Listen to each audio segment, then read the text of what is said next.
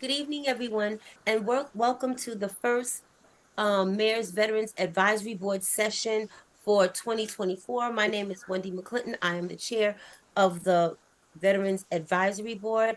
I am a 10-year United States Army discharged veteran and representing on the city council side.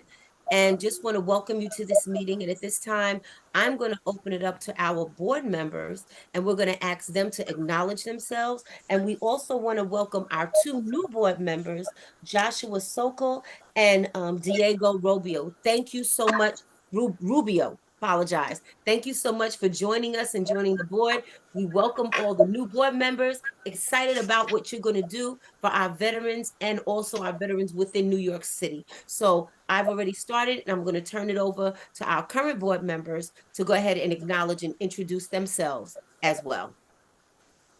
Good evening, everyone. My name is Mercedes Elias, currently serving as the secretary of the board.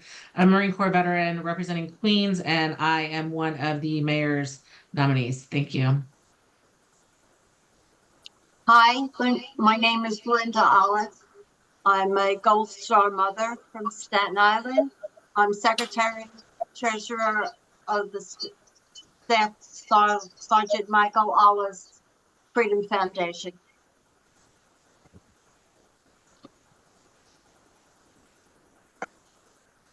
Paul. Paul Dietrich, retired Army veteran, 35 years, and I'm a mayor's appointee.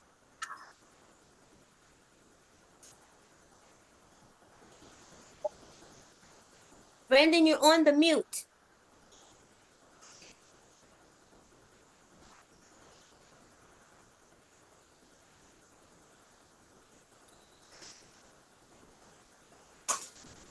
Your audio might not be connected, Brendan. We can just go ahead and go over to Ryan. He's a city council appointee, Marine Corps vet, and he represents Queens. And as far as me, I'm Ryan. Same thing from Queens, and a Air Force vet and city council appointee. Are there any other board members on the line? Not online, but we can actually turn it over to the Board members building in room? person downtown. Yep. John, we're gonna honors. Sure, why not? John Rowan, I've been on this board before it was the board. And I'm from Queens, Air Force veteran. And God, I've been out of the service since 2000 and, no, I've been out of the city. I used to work in this building. I retired in 2002. And, but I also been, for 16 years served as the national president and CEO of Vietnam Veterans of America. And I've been involved with VVA. We started the Queens chapter in 1981. And like I said, I've been involved in this stuff for years. And, Any other current board members in the room? yes. Yeah, Todd Haskins, Marine Corps veteran representing Manhattan, mayoral appointee, and this is actually my last meeting after 8 years, 8 or 9 years, 9 years. Any of our new appointees in the room? Yep, Diego Good here evening. from mayor appointee representing Manhattan. Hi, Joshua Sokol, mayoral appointee, represent Manhattan, Navy veteran. All right. Is that all of our board members? Before we move on, I just want to thank Todd for all of your years of. Oh, I'm sorry. Someone's speaking? No, it wasn't any board members. Oh, So, okay. Okay. I just want to take this opportunity to thank Todd, and I want to take this opportunity to also thank Jennifer for the years and the service that you've given on this board and your commitment, not only to New York City, our mayor, and the Veterans Advisory Board. Your expertise, your knowledge, and everything about veterans has has grown this board and has developed some of the things that we work on in the city today. So thank you so much for all that you've done and all that you continue to do. And even though you're not on the board anymore, you're always welcome, always a part, and will always have input in the things of New York City, especially in the lives of our veterans. And we appreciate you. Thank you so, so much. Thank you, Wendy. You're welcome. You're I welcome. You're won't go welcome. anywhere, so I'll still be a thorn in your side. Well, in a few minutes, you're going to find out the side you're Good going evening. to be in my other Good side, evening. but not this one. Give me 1 minute. Okay. We also want to recognize, if we have the opportunity, I also see Councilmember Holden, who is here with us via Zoom, and we're going to let him have words. And then if there's any other public or elected officials, or if they have one of their representatives here, please let us know so you can have words and we can acknowledge you in the office and manner in which you sit. But I'm going to turn it over now to Councilmember Robert Holden.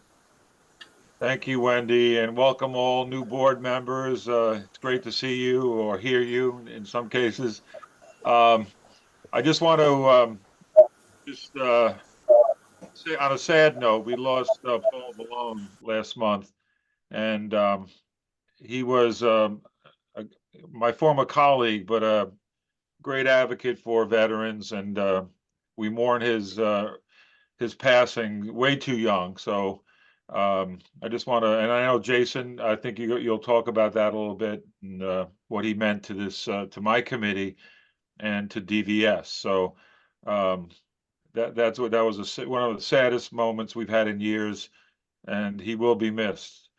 But let me get into some of the some announcements from the committee.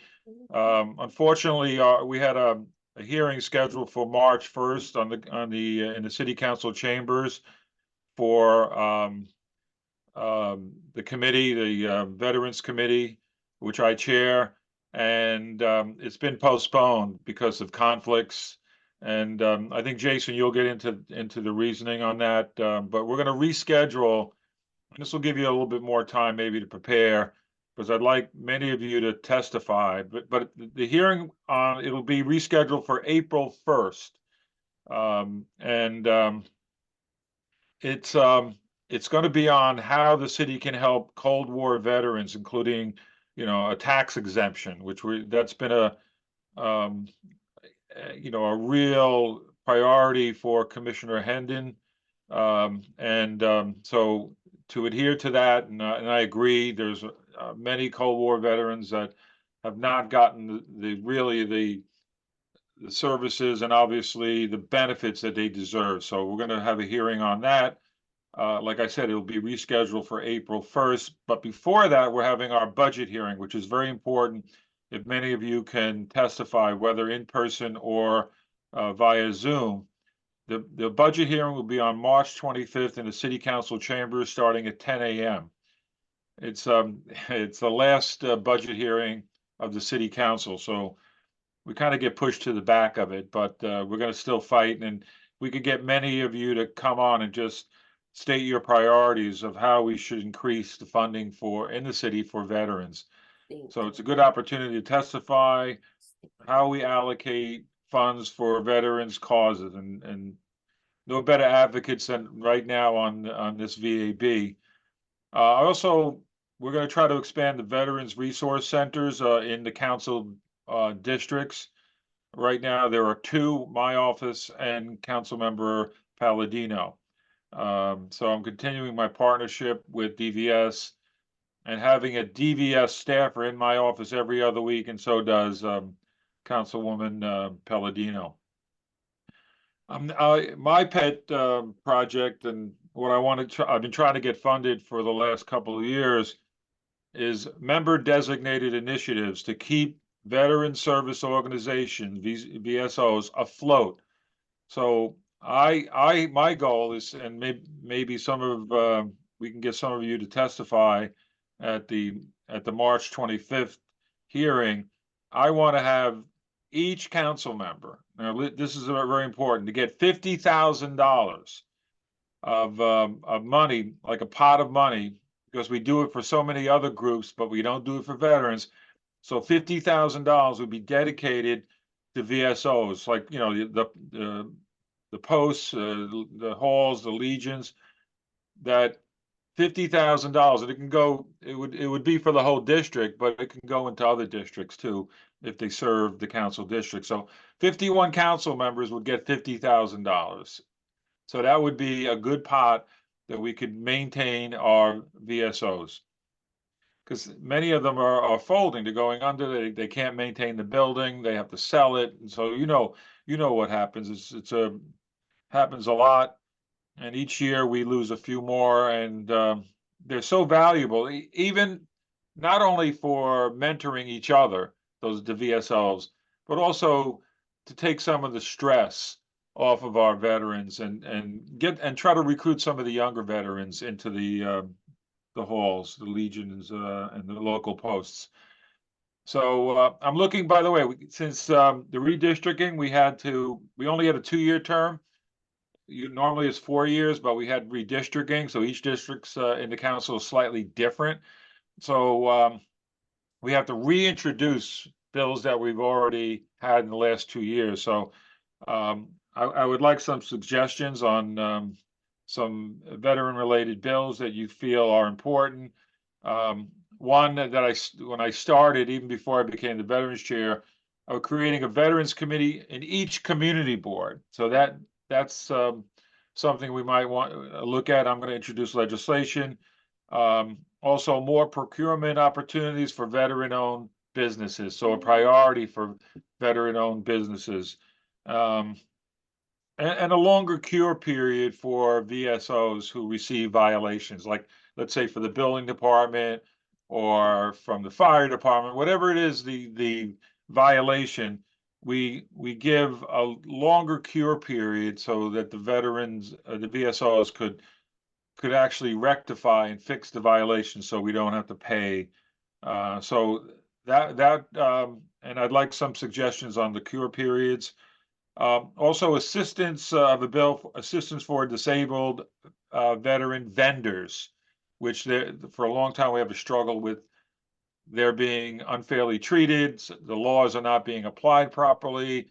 We have some city agencies not getting it, and they're not adhering to regulations and laws that are specifically for veteran vendors. So that's been a major problem. We're going to have try to have a hearing on that soon.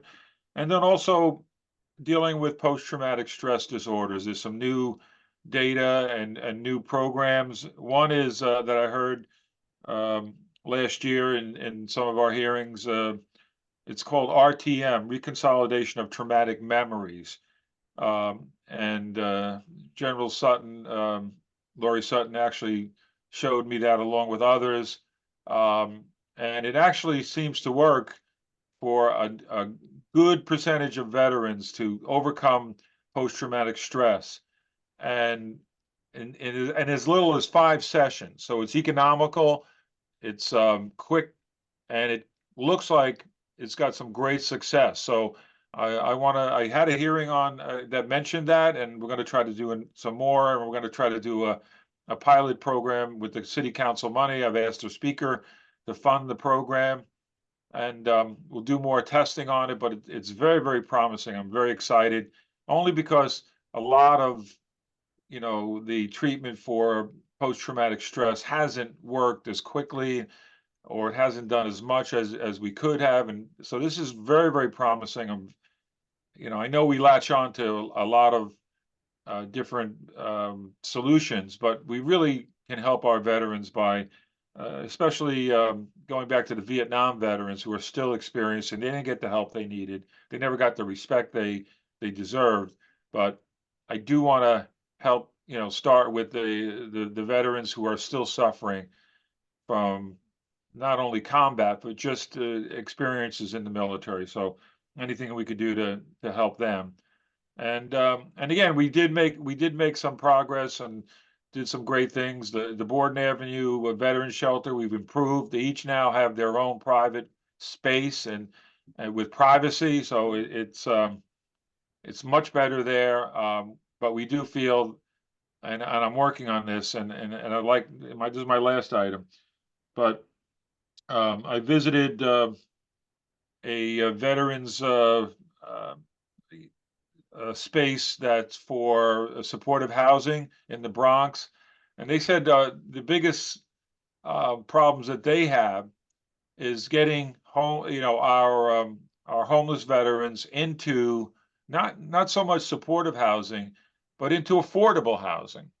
So I've been working on that. I've contacted a number of locations where we could build more affordable housing and give a priority to our veterans, which doesn't exist now.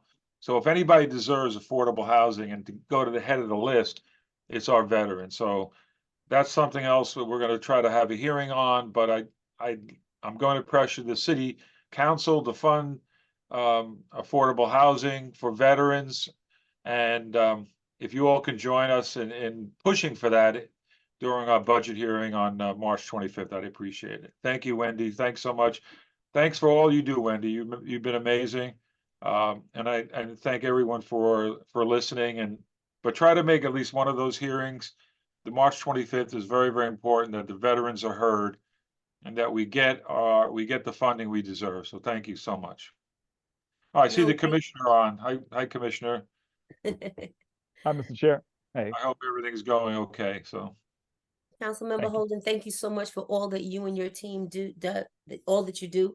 Thank you for being an advocate for us. Thank you for taking that, I want to say, that step that no one else will take, to do and get the services that veterans need. So we want to make sure we continue with that, and we will, we'll take that announcement about the hearings, the next one on March 25th, and we will forward that out to our constituents within our service members to make sure that they're there at that hearing so we can get that money that you're definitely discussing. thank you so much, Wendy. You're welcome. You're welcome. Are there any other elected or public officials within the room or on the line?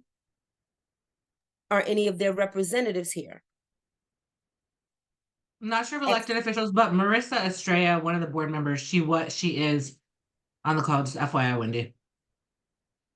Okay, would she like to speak or share anything about the initiatives within the city council, or? No, she's one of the VAB members. Okay, no worries. All right, excellent, excellent. Okay, now we're going to move on. If there are no other questions, we're going to move on to another segment within our meeting, which I'm very excited about. I love VAB. I love being in the leadership, but guess what? Sometimes when you're in leadership, it's time for you to unlead and let someone else lead as well.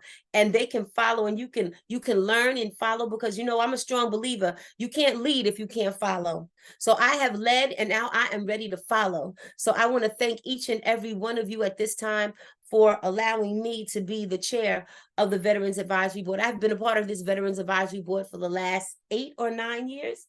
And then also had the honor and the privilege of being the chair of this board.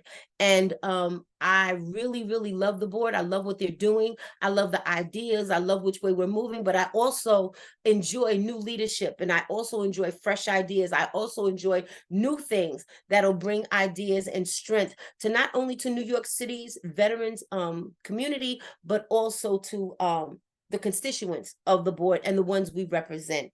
So at this time, we're going to have our elections for 2024. And we definitely already in our executive meeting, we have a slate already established. And I'm going to read that slate to you. And then I'm going to go back to each one. And then we're going to openly, within public, vote on these individuals to take over the offices that are now available, which is the chair of the Veteran Advisory Board, the vice chairman of the Veterans Advisory Board, and also the secretary. So the slate is as follows. The chair of the Veteran Advisory Board will be Mercedes Elias, the vice chair, Ryan Graham, and the secretary, Patricia Labordia. Did I say that right? I got it? Okay, so what we're going to do one at a time, I'm going to ask the person's name that she's running for the chair. We're going to vote on this. All those that are in favor of Mercedes Elias being the chair of the New York City Veterans Advisory Board all signify by yay or raising of the hand. Yay. I got 2 hands. Very good. Everybody in the room, you got to vote with us. Are you in favor? Let me see you raise your hands. Can you say yay? Yay. Yay! Okay, we're going to go to vice chair. The vice chair is Ryan Graham. All those that are in favor of Ryan Graham taking the office of vice chair, please everyone say yay or raise your hand. Yay. Yay. Perfect. And then we have the secretary, Patricia Labordia. All those that are in favor of Patricia being our secretary of the New York City Veterans Advisory Board, please raise your hands or your voice of yay. Yay. That is wonderful. I love it when it's you. Anybody got a nay? Oh, that's great. No nays. Okay, so we are excited. I want to thank you so much. Introduce to you the new Veterans Advisory Board leadership, the chair, Mercedes Elias, the vice chair, Ryan Graham, and the secretary, Patricia Laborda. Again, I say to you, thank you. And I now turn this meeting over to the new leadership, which is going to take us further into this meeting. God bless you. Thank you, Wendy. I don't think anybody can bring as much energy as Wendy can to a meeting, so it's going to be a tough act to follow. Thank you, though, Wendy. I've served under Wendy as a secretary for the past 2 years. She's a great leader, as everybody knows. She does serve as the CEO of Black Veterans for Social Justice, so she's very involved in the community. She's very involved just with veterans, not only in Brooklyn, but throughout New York City, and she's been a great person to kind of learn from. Before her, it was Todd Haskins, a fellow Marine who really served for quite a long time as a chairman of the board, and I think just serving after both of them has been a great experience, and really excited to lead it forward. So going into 2024, we really wanted to focus each of the meetings into the charter areas for the Department of Veteran Services, just so we can make sure that we're really focused on each area for each of the meetings. Today, we are going to focus on the charter area benefits. Just for everybody's awareness, meeting 2, which is for Queens, the charter area will be housing. Meeting 3, which is in Staten Island, will be healthcare. Meeting 4 in the Bronx will be education, and meeting 5, which will be in Brooklyn, it's going to be focused on employment.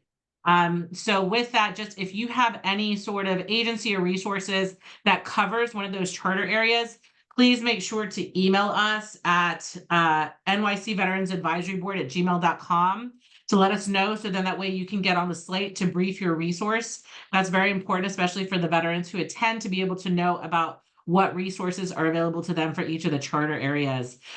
With that, I would like to turn it over to Commissioner Hendon, who has joined us, so he can introduce the DVS staff and kind of start to go into the charter area for this meeting specifically, which is benefits. Thank you.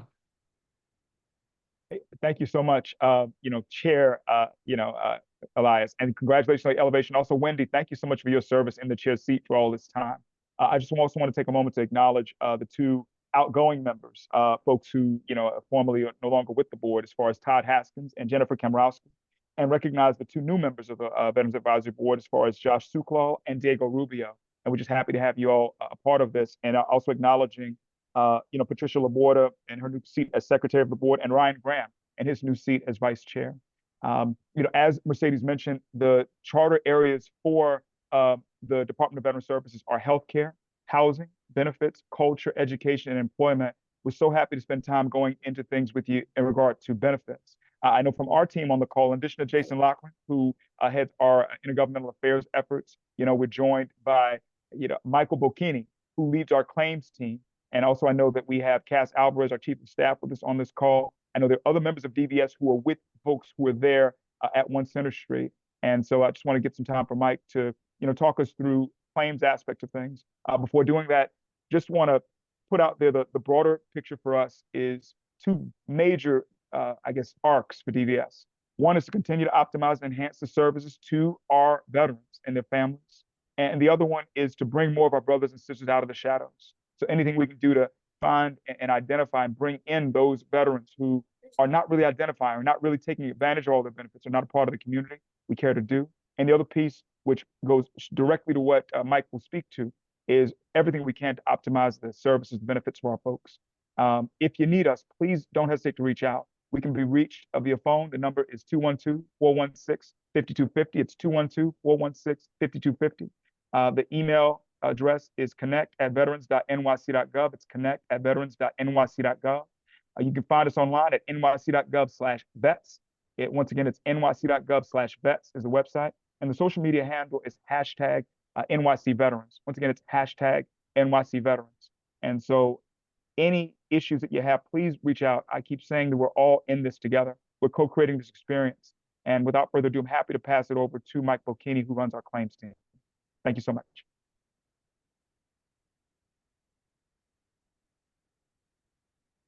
And I'm sorry, before Mike gets into it, I want to also acknowledge our who spoke before, the chair of the Veterans Committee, Robert Holden, just acknowledging him. Thank you so much for being with us, Mr. Chair. Yeah. Yeah. Like, here, I don't know. This it's like a weird mirror. If I sit here, I guess. All right, there we go. All right. Hello, everybody, and everybody in the room. I'm Michael Bocchini. I'm the director of the claims unit here. I started back in October. I came over from some time working with the State Department of Veteran Services. We now have 4 accredited veteran service officers on our staff. Myself, Tanya Thomas, who many of you may be familiar with. She does a lot of work in Queens. She's been accredited for about 4 years. And then 2 recently accredited veteran specialists, Joseph Liss and Jessica Jackson. They just got their accreditation last month. The accreditation training that we received is the same that one would get from the state of New York. That includes initial veteran service officer accreditation training from New York State DVS. It includes VA's trip training. We get monthly trainings from New York State DVS, and we get monthly training from the National Veterans Legal Services Program, as well as annual accrediting from New York State DVS to maintain accreditation. Being a veteran service officer is a lifelong learning position. There's always new rules, new laws being passed, new regs to become familiar with. So we spend a lot of our time training so that we can deliver the best service that we can to our veterans and family members. We also use the New York State DVS claims case management system known as VetOps. That allows us to utilize the state's knowledge and best practices. It's a safe repository for all the claims documentation, everything from a DD-214 to DBQs, lay witness statements, everything resides there safely on the state servers.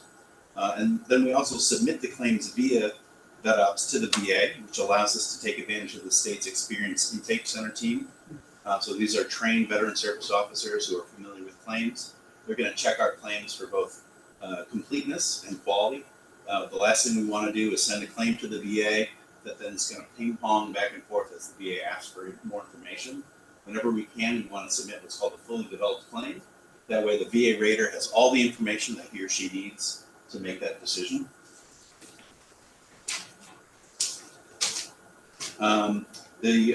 Another nice advantage of working with the state of New York is that we have access to military records through the Defense Personnel Records Information Retrieval System, also known as DPERS. This allows us, for veterans who've transitioned in the last 20 years or so, the range of how far back it goes depends on which branch of the service, but allows us for those veterans to put in a request and get their military records sometimes the next day. So a lot faster than sending a request to the National Archives.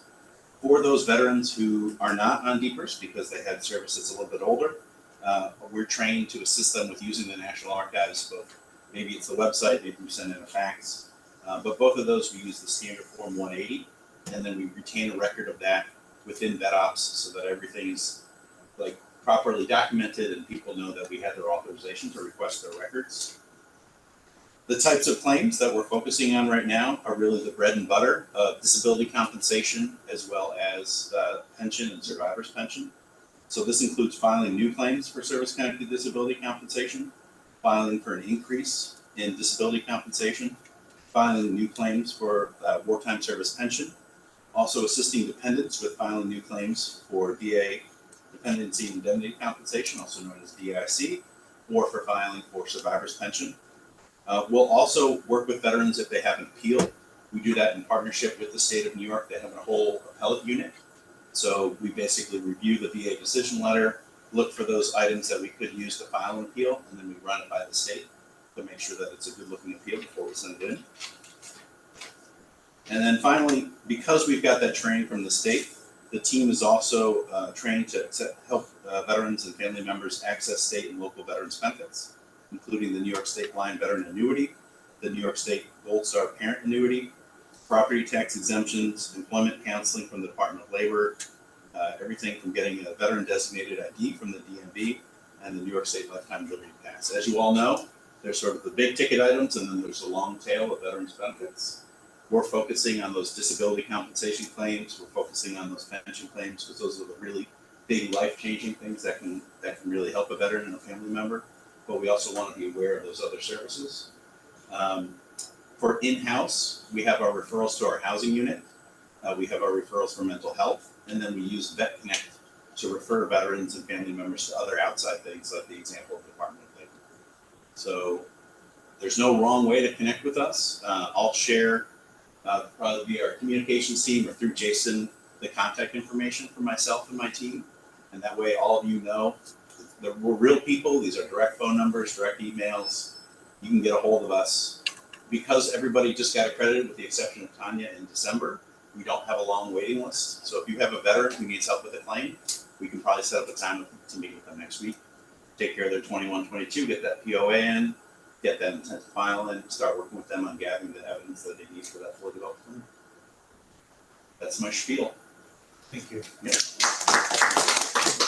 Mike, do you have, like, is there any sort of data or metrics or other, sounds like you're obviously just assembling the team given the recent training and the like, but either do you have any, if not, I encourage you to kind of track successes and track,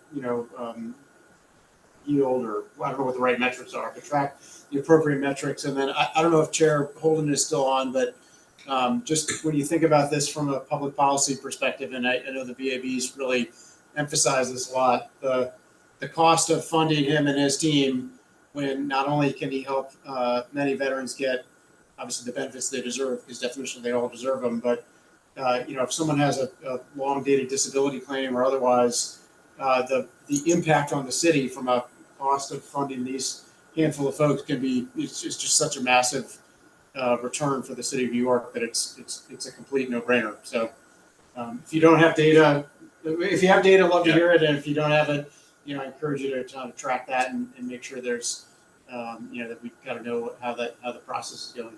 Yeah.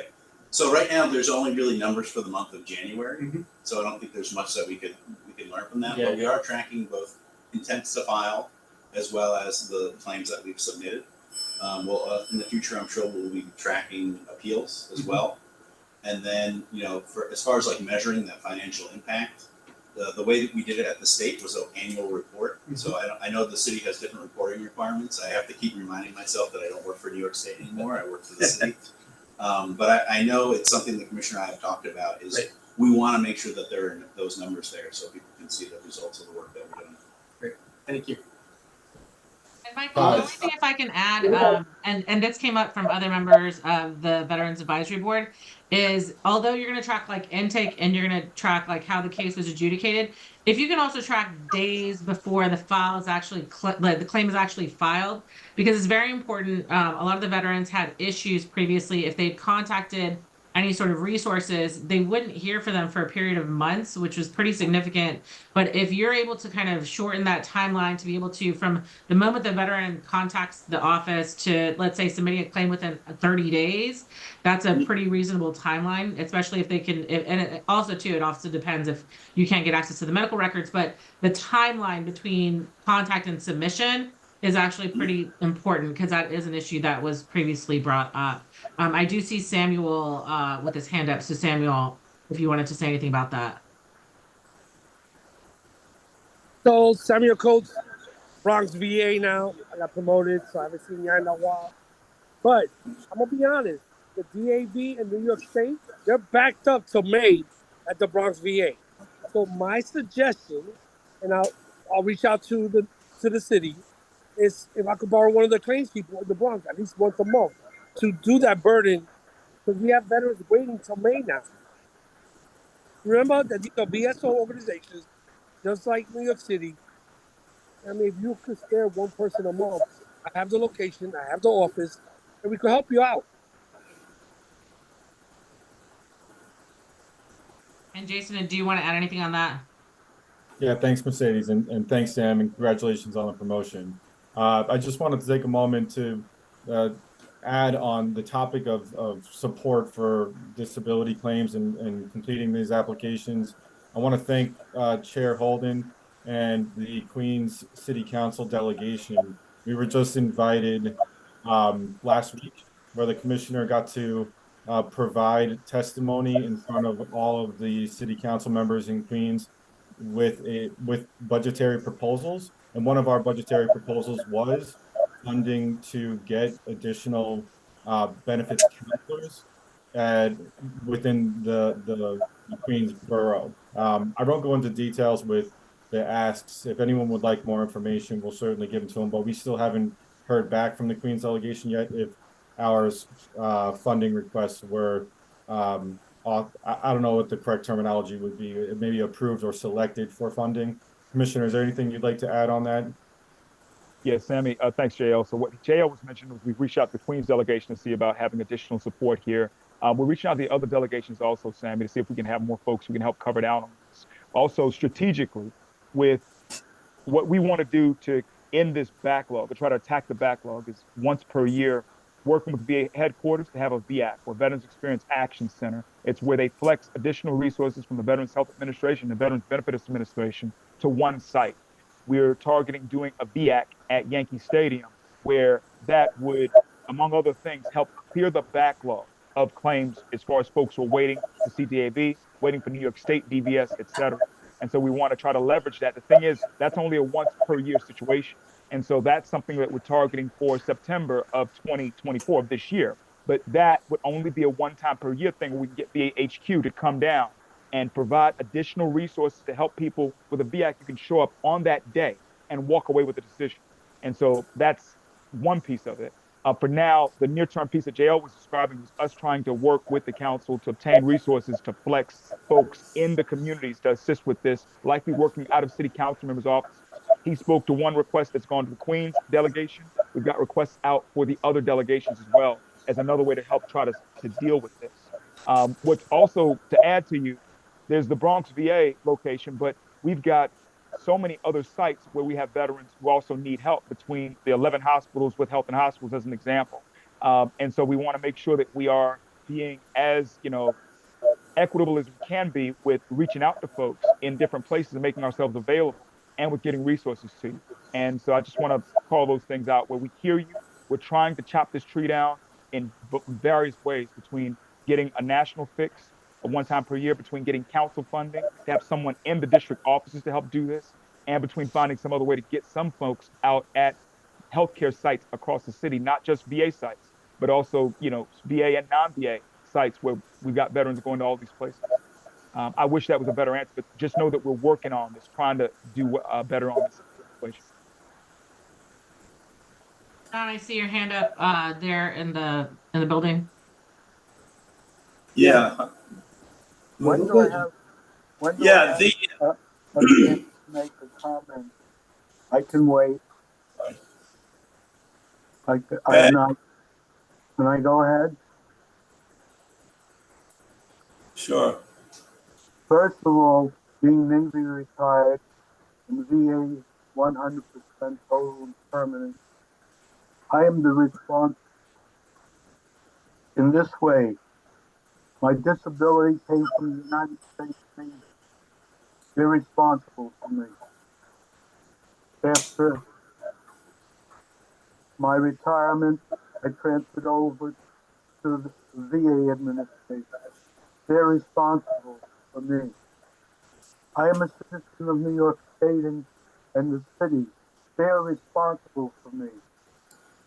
We have hundreds of thousands of asylum seekers. They have a $53 million budget per annum. Where's my piece of the cake? Where's James Hendon's piece of the cake? I have suggested, and I've interacted with the Student Veterans of America. I went to the Baruch College campus where I taught and graduated from. They are ready. undertake a mission for any veterans issues because they care about themselves and they care about older veterans. The older veterans, we have made a lot of progress from being neglected from the Vietnam War. It took the brains of 535 elected officials to wait 6 years for Agent Orange. What a bunch of morons. They took the burn pit victims.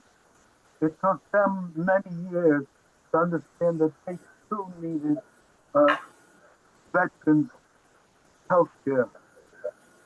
I am so dissatisfied with our elected officials, not all of them, because I know Robert Holden is doing something. He doesn't have diarrhea of the mouth, but you got to get your colleagues on the same page. We don't want to wait 50 years if we have Plan B for Agent Orange. You sent us to war, and you have to recognize the consequences. Otherwise, outsource it to the Indians or the North Koreans. Let them fight our wars. Right. So that puts a head on that. So you need additional resources. You get the student veterans of America that are on each campus in the city of New York. They receive me very well because they need a mission. And I don't know if it's friendship, I don't know if it's volunteer work. I do recall you got a lot of students, and then they were reassigned to do other work. You don't take IT people and send them out to the community. You disrespected them. So that's one area that I think benefits for human resources. I called the VA 3 times in order to get additional medication. Nobody responds. Thank you, Mr. Krasinski. We're gonna move into the boardroom now. And anything as far as VA grievances, we'll make sure to let them know. John, if you wanted to go ahead, and we'll turn it over to you. Thank you. Yeah, I was a VSO for VBA back in the early 2000s, and then oversaw it for 16 years. Unfortunately, all the older veterans organizations are losing all our VSOs. They're literally dying off. The number of Vietnam veterans is shrinking next to nothing. And unfortunately, there aren't enough newer veterans to take over, if we could even get them to do it. We actually succeeded so well in getting all the post 9/11 veterans an education benefit. And so you guys got jobs and you can go to work and take care of your families, which is great. Unfortunately, we don't get you into the system. The city of New York rakes in millions upon millions of dollars every year on the veterans benefits. I mean, it's really gotten up there. I mean, I was shocked when I got my 100% disability this year.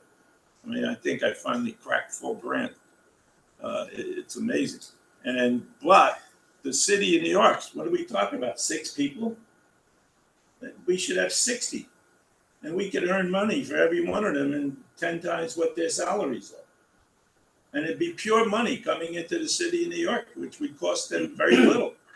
And unfortunately, we seem to have lost that. And I noted in discussion with the councilman when he talks to his colleagues in the city council, he needs to explain that fact of life to them, that there's literally millions upon millions of dollars.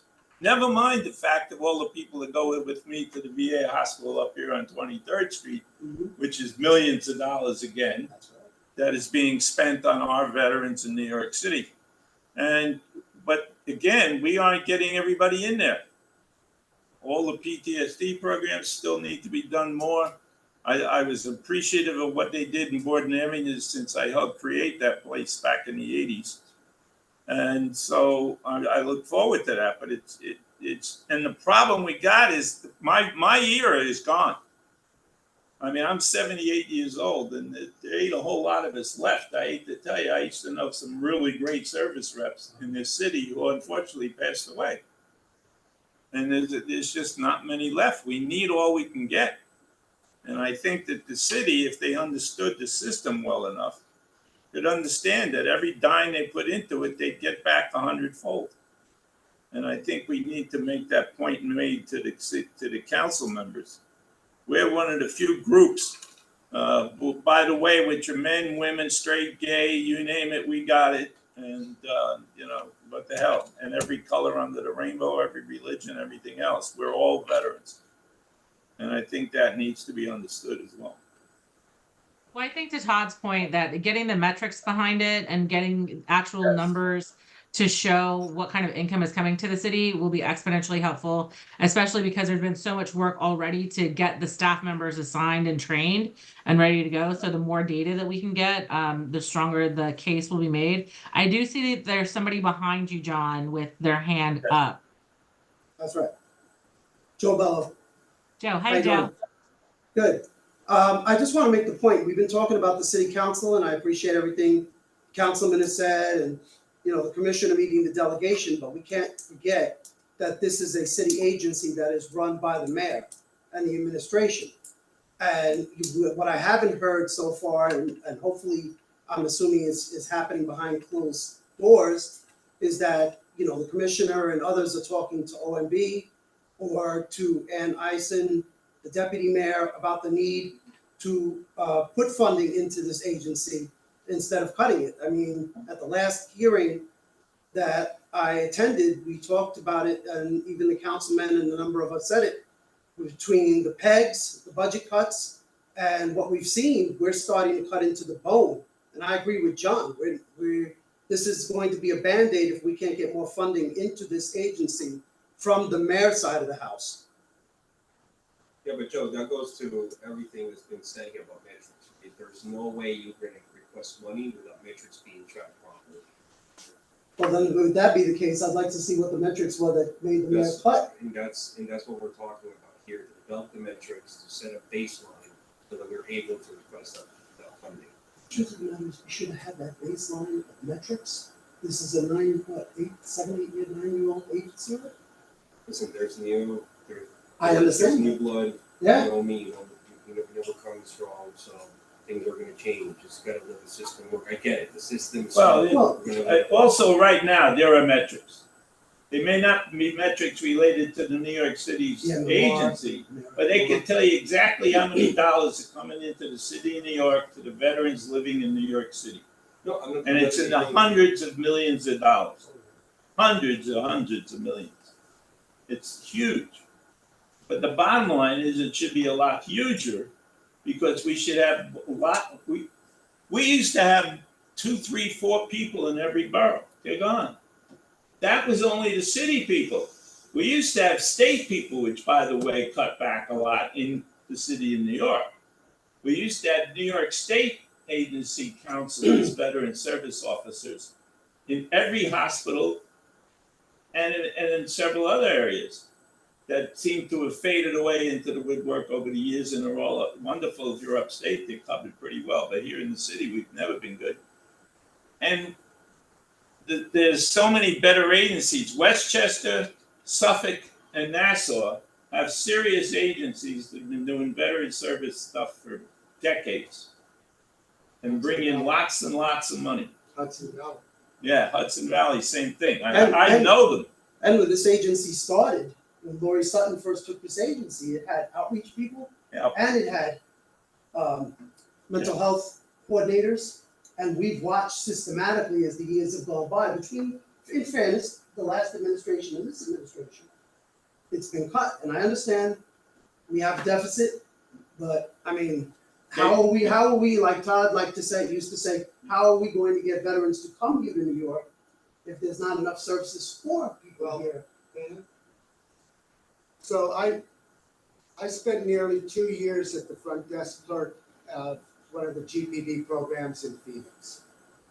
And Terry Ehrman, who was the director, was actually invited to the White House to speak about homelessness and transitioning into sustainable housing. I spent almost 2 years in that program, and it saved my life. I spent 5 months here at Gordon Avenue, and it's a wasteland of access to resources.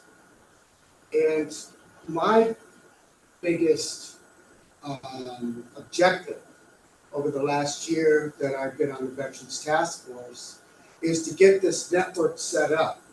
So because we have reduced services, we're putting, what is happening is that there is more and more dependence put on, we've got hundreds of veterans in shelters.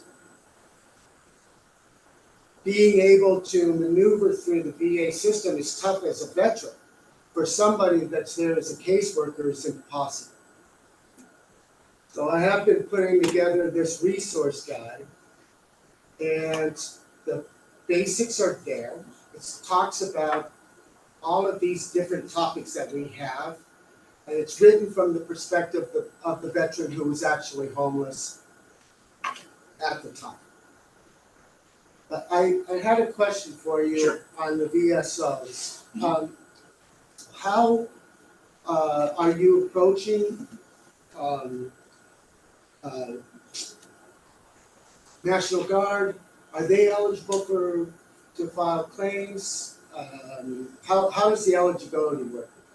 So a National Guardsman would have to have federal time on federal orders to be able to file a claim.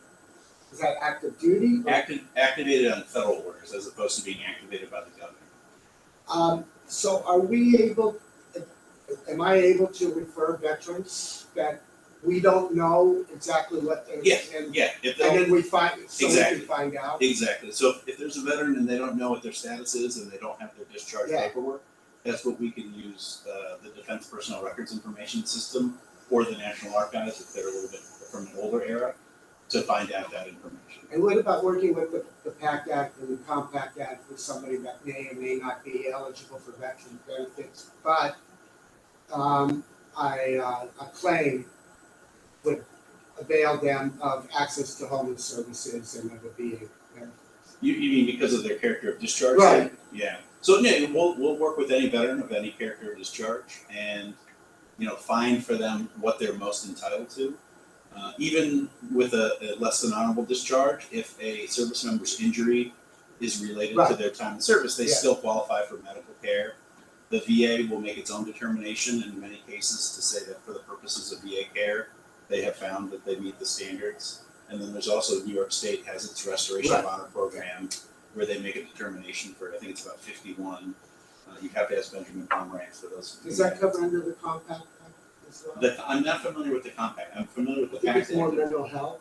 Yeah. So if you're getting your mental health services through the VA and you have a diagnosable condition, that you can be access to VA benefits. I think Commissioner Hendon or Jason would know more about that than I do. Yeah, the PACT Act I'm familiar with. The Compact Act I'm not familiar with. Sorry. Yeah, you're welcome. Back to you, Mercedes. Sammy? Just real quick, for the Compact Act, if they're thinking about suicide, they could go to any hospital in the VA will take care of it. But it's also based on, let me explain very carefully, that they have a credible discharge. If anybody have any questions, I put my information on, they can reach out to me and I can help them with the healthcare part. Just want to put that out there. And Ryan? I'm going to start. Well, Michael, I got a few questions for you, but just to sort of touch upon what Mercedes mentioned and John.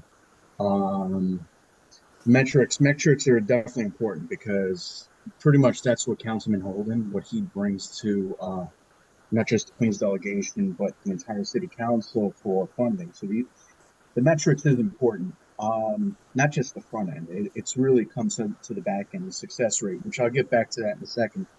But But yeah, this stuff is pretty much important. There's the tangible and intangibles. Obviously, it's a lot of money, so that's one. So it's definitely going to bring. That's something that Councilman Holden can actually bring to the delegation. That there's more money. This is worth it. Veterans, they go through the system, they file claims, they make more money, and there's sort of the intangibles. I hate to say it like this. I mean, no matter what, veterans are going to come home with mental health issues. Now, it's not going to solve the problems, but say if a veteran goes all the way to 100%, and John mentioned it, right now if you're at 100, it's over 4K untaxed. It can definitely mitigate the problems when it comes to housing and food insecurity, which obviously we know New York City is high cost of living. But Michael, you said you don't have do you have any metrics right now as far as the way the claim side is working for the agency?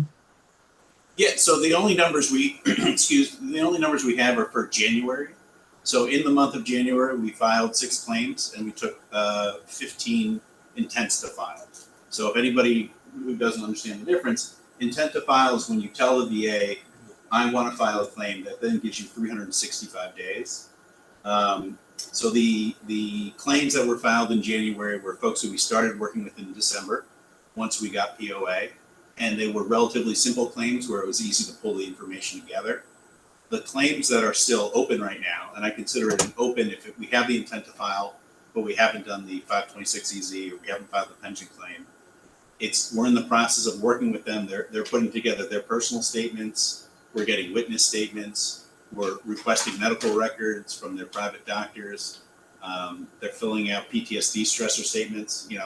If a veteran walks in and they want to do a PTSD claim, the last thing I'm going to do is force them to sit here and fill that out, right? Mm-hmm. Like I want them to take that form home, maybe work with their therapist, be in a safe space where they can feel, these are painful memories to relive. They shouldn't be doing it under a harsh fluorescent light, right? When they then have to get on the subway and get home. So those can take a little bit more time. But again, when we've only started those intent to files in December, we still have 10 more months to get those claims done. I don't want to take that long. And I check in with them and my team checks in with them every week or two. Hey, how's that coming along? But that's why there's that lag. But as far as the old lag where people were waiting months to hear back from us, that's not happening anymore. I can't speak to why it happened before because I wasn't here. But right now, if a veteran contacts us either through VetConnect website, gives us a phone call, drops us an email, one of you send us an email and say, hey, could you please call, veteran so-and-so, we're getting back to them that same week. In many cases, we're scheduling them for an appointment the next week if they can come here or meet with us in one of our veteran resource centers. We've started doing a series of pop-ups. We already do some pop-ups in council members' offices. We did one last month with the Bronx DA's office. We got 4 intents to file out of that. And so we're working that process with those folks who work there. In a week, we're going to be doing a pop-up New York City Health and Hospitals. They have 11 major facilities around the city. The idea is to do 1 per month. So that by the end of the year, we visited all those facilities. So we're getting out there, we're trying to engage with veterans. And for those veterans that we're engaging with, and they want to give us POA, we're taking POA at that meeting. We're taking care of the intent to file either later that day or the next day. And then we're working with them to develop that claim. So just to be clear, a few more things. Hold on. The claim started in 2020. I'm aware. So I guess what I'm asking is, do we have, even going back to last year when we had the previous director, do you have some sort of data around that? Like if they're still in process or it's been denied, if you have that data? I don't have that data. Okay. Good, I appreciate it. Now, Michael, so with you by saying that you don't have that data, so is there any metrics as far as the back end of claims, like a success rate, as far as percentage of denials, approvals, anything like that? Do you guys have that? I'll have that for the claims that have been filed under my period of time because I know how to track those.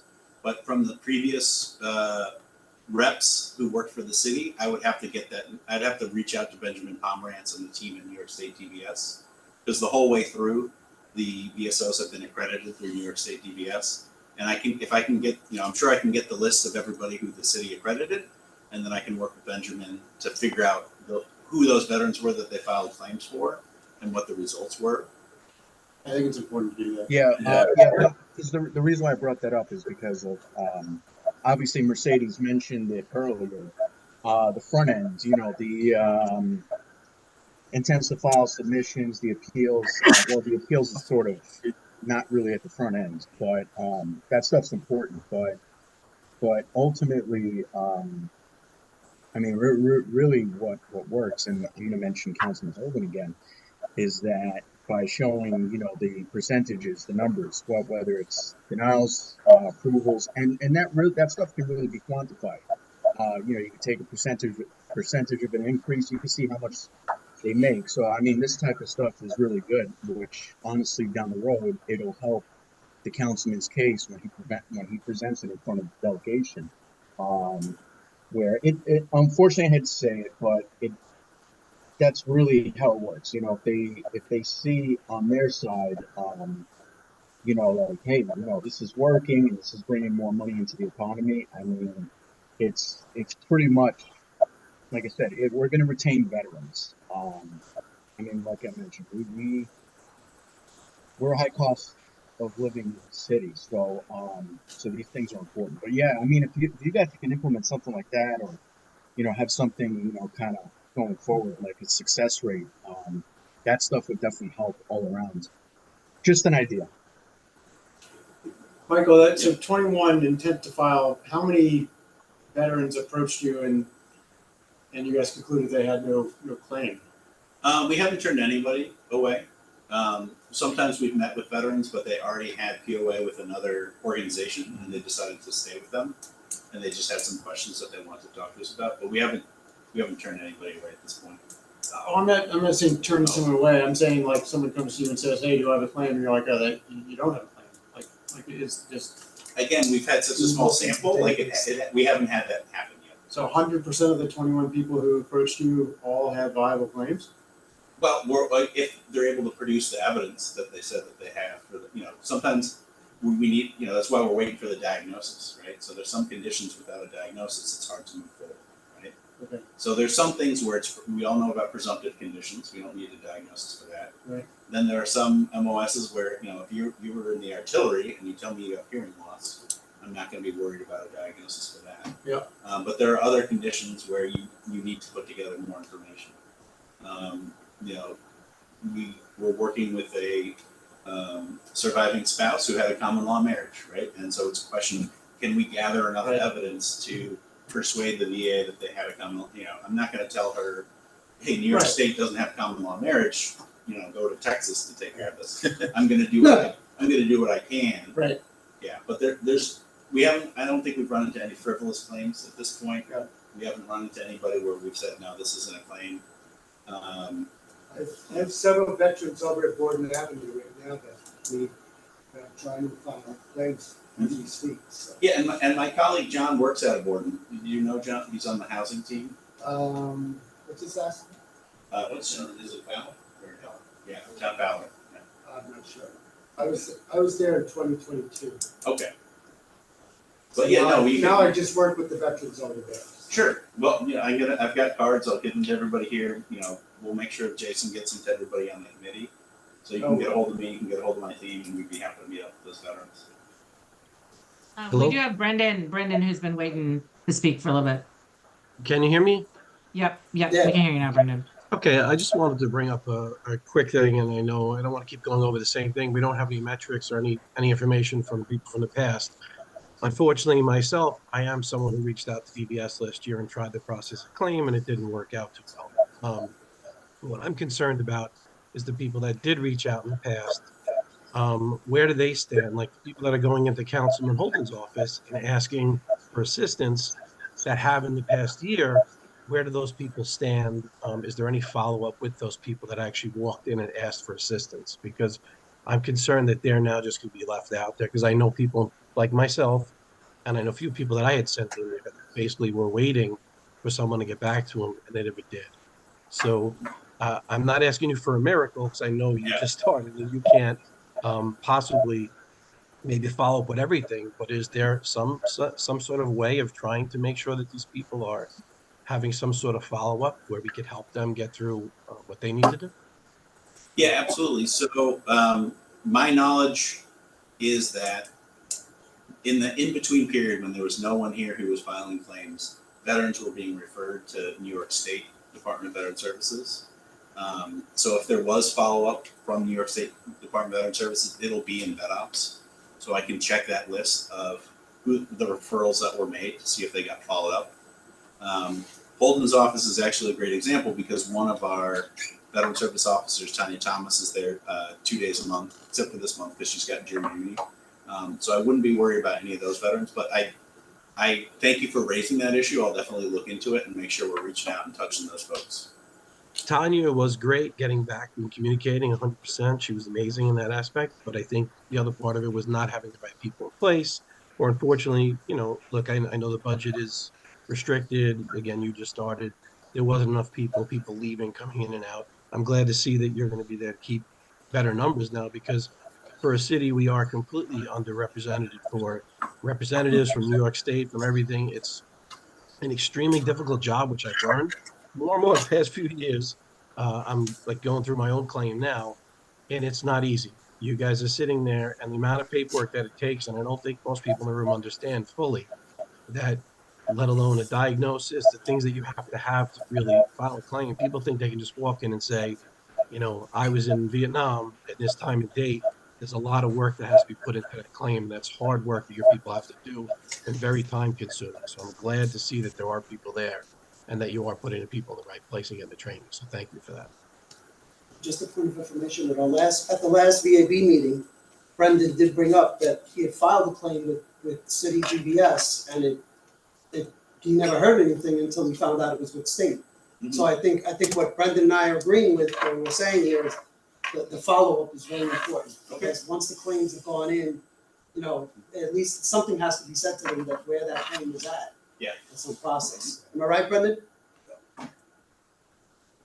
And You're muted, Brendan, but yeah.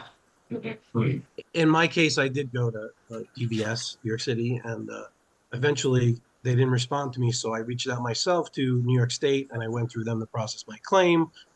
Eventually, New York City did reach out to me like 3 months later, tried to refer me to New York State when I told them I already called them myself and I was going through it. So yes, that was my concern, that people are sitting waiting for that call, because a lot of the older veterans, they don't know, you know, they're just being told, oh, I'm waiting for a call back. And like I said, I know in particular there's a Vietnam veteran that I sent there. And since then, I have spoken to them, and I, you know, they basically processed their own claim. And you know, no one else called them back either. So he's, you know, I'm not the only one. They're not the only one. There's a lot of people sitting out there that I'm afraid they're waiting for that phone call to ring. And as John said so eloquently earlier on, they're not getting any younger, you know, so that's my fear. I mean, I think it's definitely helpful that everybody's bringing up the issues that we had previously. So Michael knows and he's aware and he can track. I do know that Cleopatra has been waiting patiently. So Cleopatra, we'll turn it over to you. Yes, good evening all. I don't want to take up too much time because I know it's getting late in the hour. Just like to say good evening to you all. There's some concerns that I have. First of all, I thank God for you, Mr. Holden, in regards to the Cold War veterans tax exemption, because we have been fighting this for a couple of years now. And I would love to get your email so that we can forward you the Cold War tax exemption resolution that was completed by the Borough of Brooklyn. When Mayor Adams was the borough president, we had already been approved on the resolution. So I would love to send that to you. Also, when it comes down to affordable housing, the HUD-VASH, I had a young lady that contacted me, was living in a shelter. She's a veteran, and she did not know that she was entitled to a HUD-VASH voucher. So I was able to connect her to the office in Manhattan. So they was working with her. Then a couple of months went by, she was approved, but there were no staffing available to move her case, no case managers. So thank God, let me just go back and just introduce myself because I'm looking at the time. I don't want to hold up everyone, but I'm a Cold War veteran, a Cold War Navy veteran, and I'm 100% service connected. And I remember the time when I came home in the 80s, I didn't know anything about HUD vouchers. And also, myself, I had filled out a claim.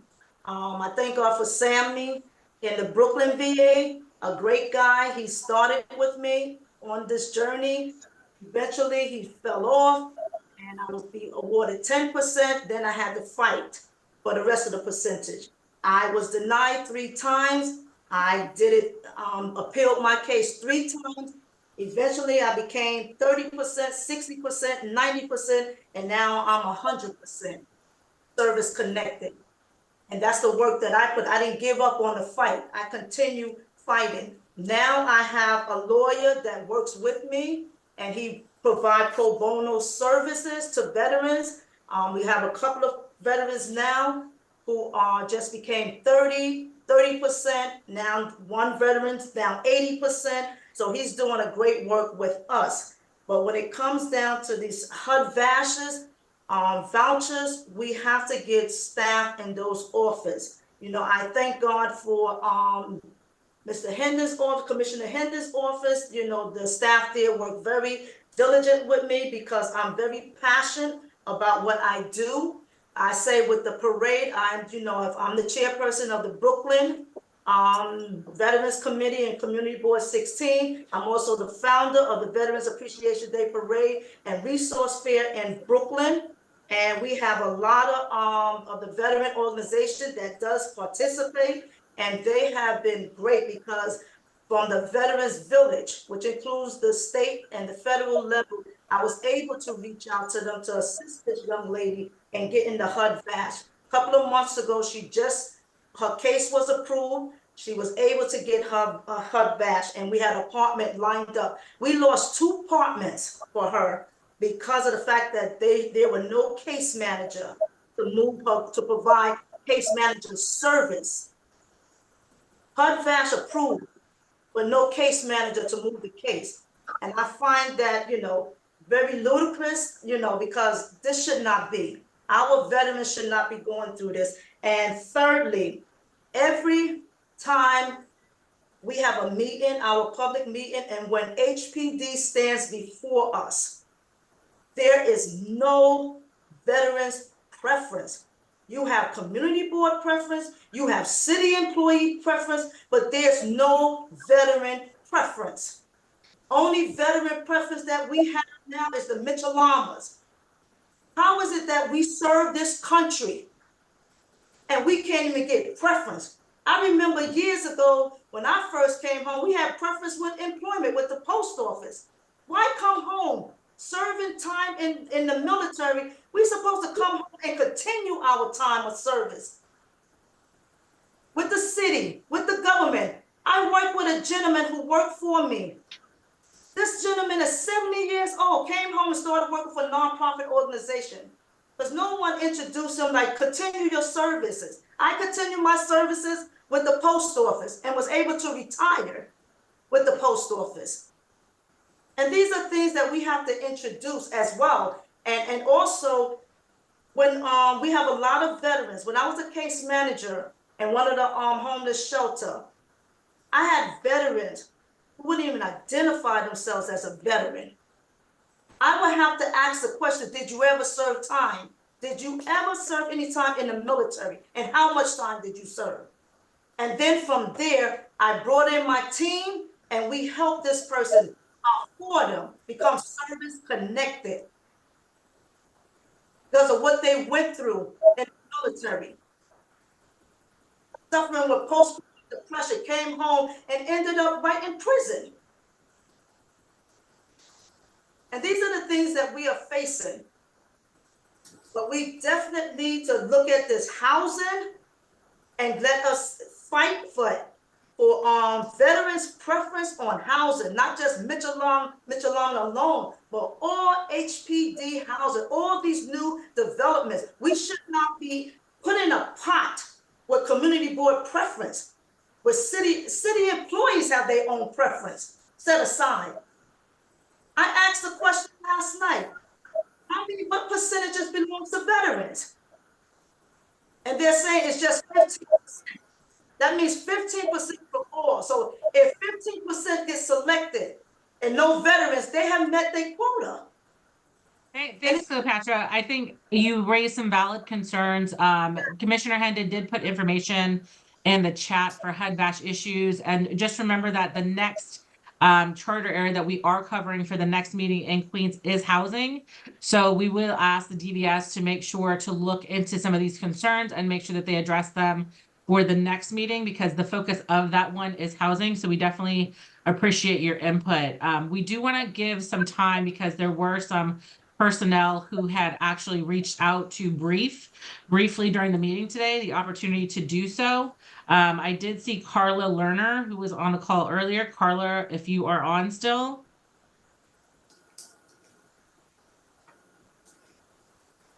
If Carla is not on, Margaret Gambaro. Hi, Yes, this is I'm Carla here. Lerner. I'm so sorry. Oh, Carla's on. Okay, so we'll go ahead and let Carla go on. Hi, how are you? Thank you so much. I just wanted to go over the department that I work for. So my name is Carla Lerner. I'm the recruitment service manager for Workforce One Center here in New York. So the Workforce One Centers are actually, it's a service that's provided by the New York City Department of Small Business Services to prepare and connect qualified candidates to job opportunities across New York City. So we do have centers in all of our boroughs. We have 18 Workforce One career centers across all 5 boroughs. I did provide a flyer. It was just specifically speaking about our veteran services that we provide to our veterans and their spouses as well. So we do have dedicated veteran specialists within our Workforce One centers, which will help veterans with going over with them with training and benefits that we offer to them, job readiness workshops, connecting them to employers that are committed to hiring veterans, translating veterans' military experience for civilian jobs, and providing them with resources beyond employment, of course, as well, because we do work with other community organizations. So that is a flyer that has a little bit of the information. And additionally, there's a second flyer. We also have partnered with the Department of Consumer Work and Protection to offer free one-on-one financial counseling services to all of our veterans and just in general population that is in need of this.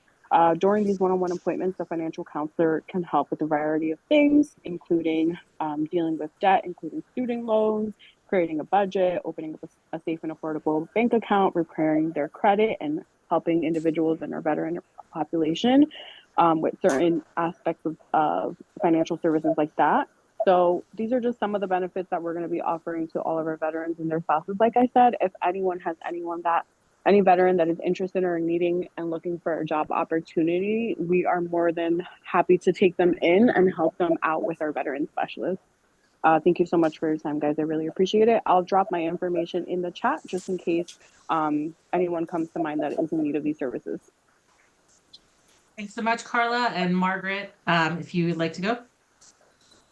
Yes, hello. I'm Margaret Gambaro from Intrepid Museum, and I just want to let people know just the different things that we offer at the museum to veterans and current service members. Every day that the museum is open, which is every day except Christmas and Thanksgiving, veterans and current service members are free. So yeah, they receive free admission. You also receive 20% off of our membership, and there are different perks that veterans and military families and current service members get at our big events like Fleet Week, Kids Week that we had last week, and Free Friday movie nights, which one of those perks is you get to use the shorter member line. So if you've ever tried to do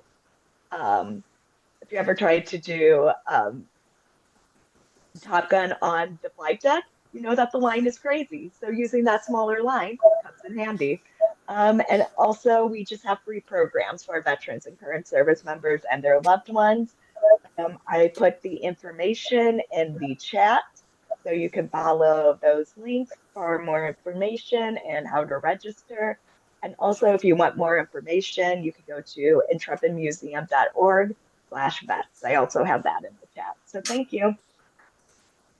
Thanks, Margaret. And I did want to give the commissioner an opportunity to just address some of the concerns that were brought up when we did have the discussion with the claims representative. So Commissioner Hendon, if you'd like to add anything, the floor is yours. Yeah, thanks so much, Madam Chair. Look, thanks so much, everybody, for just putting all your thoughts on the table as far as what you see, as far as what we've been doing on the claims side. I take full responsibility for a lot of the things that as far as mistakes that have been made on the DVS end of it. I'm happy that we've got Mike Bikini in the seat right now to help get us in a good place with this. But when it comes to the two pieces of this, one is to follow up on all the referrals that when we realized we weren't in the best place there, we made a lot of referrals to New York State DVS. We need to follow up and just make sure we have some sort of outcomes as far as what happened with those people. And that's something we'll check through VetOps. And I do want to flag something Joe said. That is something that was mentioned in the last meeting. So I apologize for us not doing our homework on that to come back to let people know, here's what happened with the folks who were in the system prior to Mike's arrival. So I want to call that out. Also with the claims unit, once again, we're optimistic about the future with what comes forward with this.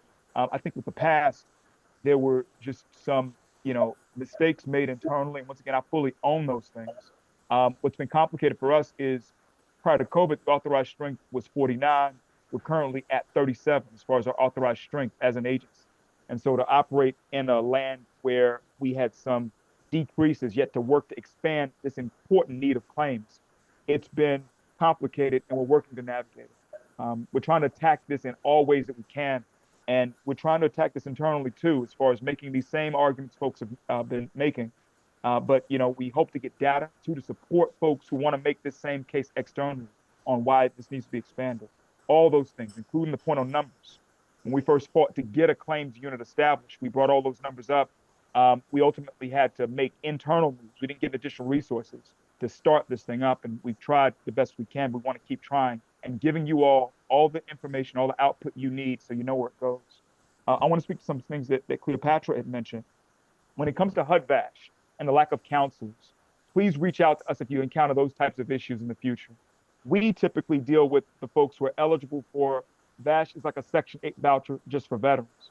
We usually deal with the folks who are not eligible for VA healthcare. And so 30 to 40% of homeless veterans are not eligible for that healthcare. And so our team handles that group usually. If there's something where, because I think Cleopatra, you're talking about somebody who's dealing with Harbor Health VA, where it was someone who was VA eligible, but they weren't hearing back from the counselors, let us know so we can try to reach out to them to get that in a good place. We've tried to be intentional with touches with Harbor Health and Bronx VA about VASH in particular and other things. And so if anything like that happens again, let us know so we can try to assist. We're working to identify all the veterans who are in the shelter system also, running them through a VA platform called Squares now. So we can make sure people don't have that situation you described where the person was in shelter, didn't tell anyone they were a veteran, and we couldn't touch them. We're trying to do that as part of identifying folks. And when it comes to veterans and preference in housing, same thing. We've been expressing internally the same things that folks are saying on this call about the veterans preference when it comes to Housing Connect and how that can be done. We're trying to push that internally. This is a situation where folks who want to bring this externally to elected officials and to advocacy, please feel free to do so. Know that we're trying to make that case as well. Never forget, we as an agency exist because many folks on this call right now, advocated for New York City to create us. Without advocacy, we wouldn't be here right now as DVS. So advocacy may be a piece of it, a key ingredient to getting these additional milestones. But I just wanted to add those things, Mercedes. And once again, this is on me as far as the failures of claims at DVS. I fully own that. I take responsibility. We're working to turn the ship around. And we hope to have better information for you about that as far as the folks who served in the past and whom we're serving presently. So that's all. I just wanted to add those things. Mercedes, could I just jump in for a second? Yes, sir. Yep. And Commissioner, I think we have to set up a meeting with the mayor, and because I think now's the time to really strike the fact that, and I've used this in a number of interviews with the press about how we're bending over backwards, spending millions, if not billions, on the migrant situation, and yet we're neglecting our veterans. So And I don't, Commissioner, I don't expect you to say that, but I can say it. And I can certainly say that to council members, my fellow council members, and it seems to work.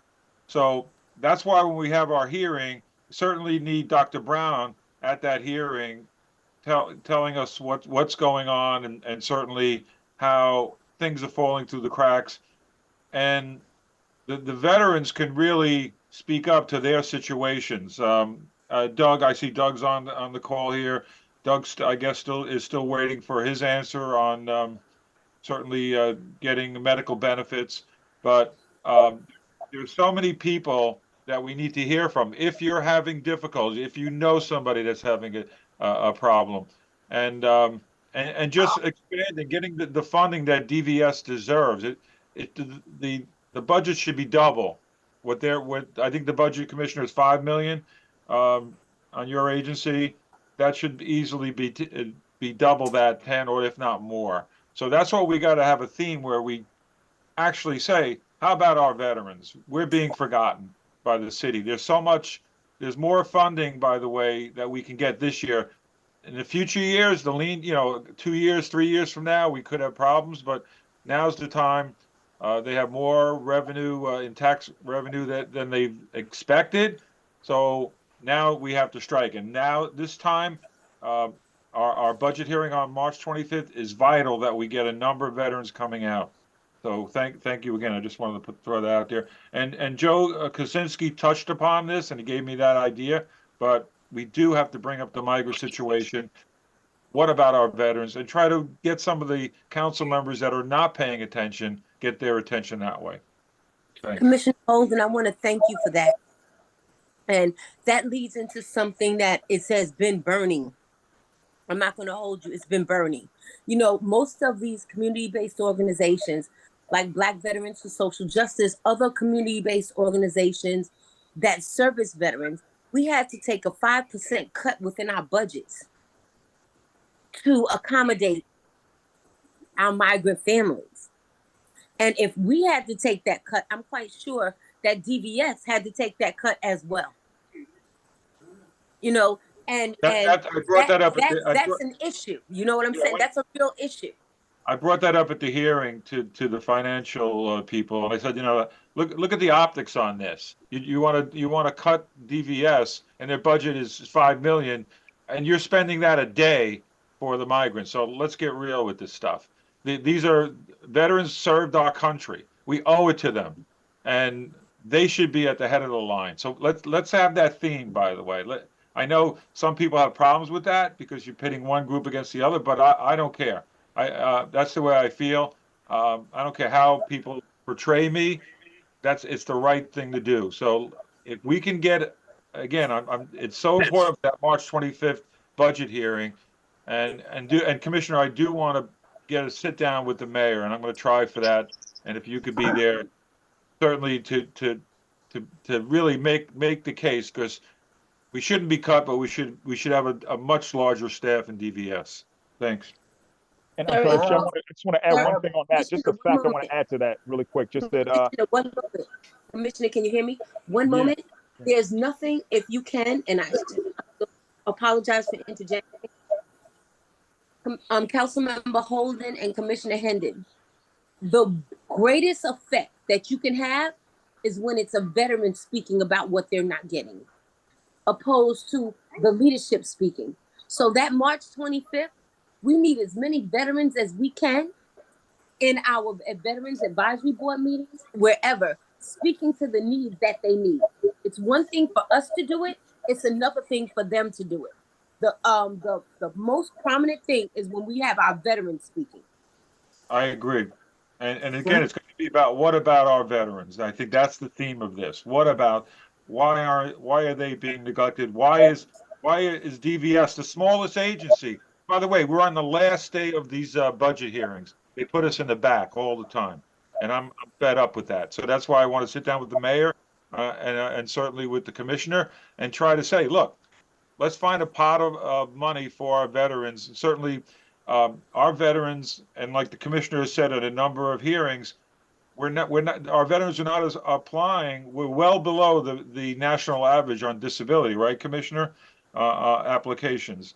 and our veterans in New York City are That's what I was going to mention. That's what I was going to add to that, Mr. Chair. Just that the count, we estimate it's 24,000 of our veterans, if they applied in New York City, would receive a VA rating to get us from the current average to national average. So to get us from the 16.5% we're at to 27.8%, which is nationally 27.8% of vets have a VA rating. So it comes out to 23,821 veterans who if they filed would get a rating. And so that's our target, Commissioner. And again, that's what we have to bring to the leadership, both of the administration, the mayor, and certainly the council. The council has to give us a lot more money, and they want to give a lot to the migrants, but I want to say, and I want to shame them, you should actually give a lot more to the veterans, and you must do that, and it has to be this year. Otherwise, we won't see it. Why don't you? Just really quickly, Jason did add in the chat that if you wanted to sign up to actually brief at the budget hearing that Councilmember Holden is referring to, there is a link to register to testify during that. So like Wendy said, it's important that our voices are heard. So please, Jason did put that link in the chat. Mr. Kaczynski, I'll turn it over to you. You did have something to add? Yeah, what about recognizing Blue Star and Gold Star mothers, families? That would embarrass them. I mean, if they're not embarrassed by neglecting them, an extension of neglecting us, shame on them.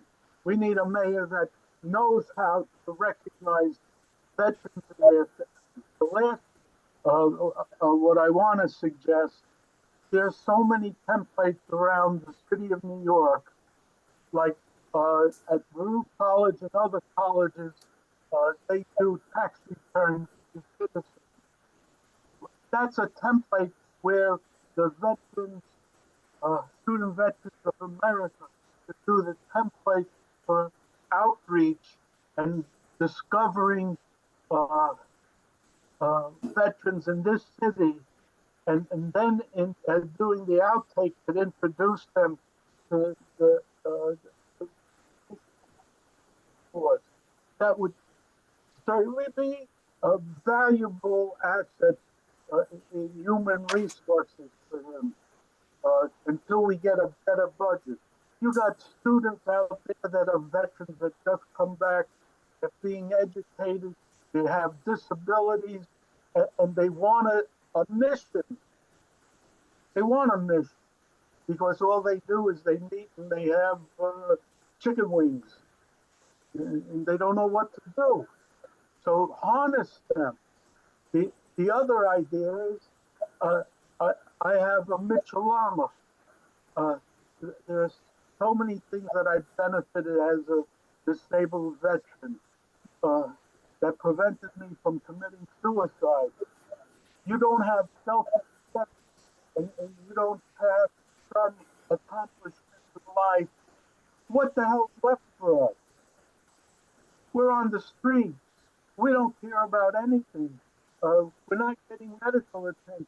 We're not getting. Thank you, Mr. Kaczynski. We are going to have to just make sure that we get to everybody else that has requested to speak before the end of the meeting. So I'm going to turn it over back to the DVS office for Todd. Yeah, thanks, Mercedes, and Chairman Holden. I just wanted to. I hadn't heard that 23,000 stat before, and just to put some context around it, at $1,000 a month, that's $276 million of federal dollars, non-taxed, sent directly to New York City citizens' pockets. $1,000 would be like a 40% rating. I think I'm roughly estimating. And so if those numbers are even remotely right, then any moment that there aren't massive resources deployed against this opportunity is just a completely wasted, complete waste of city resources or lack of resources. And I'll give you one other sort of fun fact in this context. You know, as you know, we went from 4,000 homeless veterans to like 500. Almost all of that was funded by federal dollars. So that displaced money that New York City was spending housing people in this context, and almost all of that was federal dollars. we make more money, much more money in the city of New York off of our veterans or as a result of our veterans than we spend on this $5 million budget for the agency. It also happens to be, by sheer coincidence, it's about $249 million when I last looked, although it's probably declined quite a bit in light of the reduced students on the GI Bill in New York City schools. But when I prior to COVID, it was $249 million. Having resources to help ensure those students succeed would keep that money flowing into the city and would also replenish our veterans that have been reduced in the city. And we've made this point now for years, and there's been very little action in terms of looking into these things. They're completely self-funding. These are like the highest return. I'm a finance guy, and these are the highest return projects and resource allocations that you can possibly have in the city. Great Sorry. point. And then Ryan, did you have anything? I know you had your hand up previously. Yeah, no, you know what? Todd actually just said everything. Like I said, I view things through numbers too. And you know, it's self-sustaining. I mean, more than enough. So the city's actually doing pretty good off of whoever is pouring money back to the economy via their VA benefits. But you know what? I know everyone, they come to these meetings and there's always like, you guys don't do this, you guys don't do that. Another metric we could possibly look at is maybe at the people doing claims at the state level or even federal level. How many, you know, because there's only, 4 people on that side, but including you, Michael. So there's Tanya, Jessica, and Joseph. You know, how many, you know, it's only fair also how many claims and what's the capacity? I mean, definitely, I mean, if those numbers are right, the 23,000 that Commissioner Enda mentioned, we could definitely use more reps to actually help run claims. That's it. Yeah, I mean, everybody that had information to share or any sort of, issues with what we've discussed today was very, very helpful. And going forward, like we said, we're going to have very targeted areas that we're focusing on for each meeting. Just so everybody is aware, the next meeting in Queens will be on April 17th. Again, that one's going to be focused on housing. We do want to make sure that we are respectful of everybody's time today. And we're very thankful. If you wanted to brief during any of the meetings for the rest of the year, you can email us at nycveteransadvisoryboard@gmail.com. Again, I want to thank everybody for attending. Chairman Holden, thank you very much for attending, as well as the commissioner. And we wish you all a very good and safe evening. Thank you.